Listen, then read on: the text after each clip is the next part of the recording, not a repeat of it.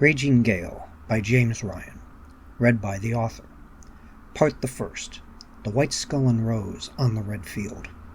It was not the other vessel, hoisting up a new flag, a white skull and rose upon a red field, that made Hope Harvey fearful. It was more so the reaction of the rest of the crew aboard the King Charles when the other vessel raised its banner. A cry of alarm came from the men, one that was worse than that raised as the ship headed into a storm on their way over from England. A cry that would have sounded like those of Hope's playmates seeing a mouse in the room with them, had their voices not been so deep. Whatever this set of colors offered, it was not a welcome sight by the 40 men crewing the ship. In her 15 years she had never seen such a banner back home in Plymouth. While she had seen other ships coming in and out of port, this was her first time aboard a ship, upon which everything was new to her. And so far, it had been dreadful. Having to try and walk as the ship pitched was not easily learnt, and the food served, once the meat spoiled and had to be dumped, was loathsome. It was only her uncle's promise that things would be better once they reached Clarendon and the royal chartered estate that the family was going to oversee in the Carolina colony that made the trip across the Atlantic bearable. And now that seemed to be endangered as well by the two-mast craft hoisting the strange symbol.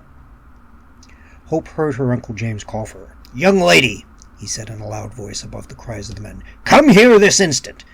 She looked for him, the one gentleman among the crew, his fine waistcoat with gold-colored lacing as bright as her hair. He was on the high level, the quarter-deck, she reminded herself. Such a scowl she received every time she used the former phrase, waving her over as he barked to the master of the ship. "Uncle James, what is it?" she asked, as he worked his way down from the quarter-deck to her side. "This be no place for a young lady," Uncle James said. "Best we get you below decks while we fend them off." Begging your pardon," said the master of the ship as he came to Hope and Uncle James's side. "That's not the best option we have. That brigantine outguns us, and is faster than our vessel." "Have you no options, man?" "Only to surrender and let her take what they need," said the master. "'Tis not wise to anger a pirate, especially not these." "What pirates are these that come for us?" asked Hope. "The colors belong to the Raging Gail," said the master. "She rages wide through the waters of the Americas, and has a reputation." "I don't care if they have the colors of the legions of hell!" screamed Uncle James. "We must make way and continue on to Clarendon. We've only a few days out of Nassau. Certainly if we keep ahead of them, they'll turn once they see land before them." Not to be in disagreement, but these pirates don't fear English ports, and the patrols they have in them," said the master. "If we do not strike our colors soon, then they will certainly come down on us with great fury." "Now hear this!" screamed Uncle James to the crew as he climbed aboard a gun. "I shall, out of my own fortune, offer every man here 2 crowns each for delivering the ship to safety in Nassau. Take us through this and you will be well rewarded." The offer by Uncle James slowed the men of the King Charles like a cold breeze.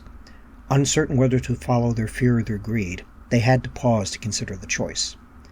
The pause proved fatal to the ship, as the Raging Gale turned to starboard and brought her port side to bear, firing on the King Charles. Thank you for taking this moment with me. If you want to keep up with new chapters as they get posted, please subscribe to the channel and click the bell icon for notifications for when pieces go up.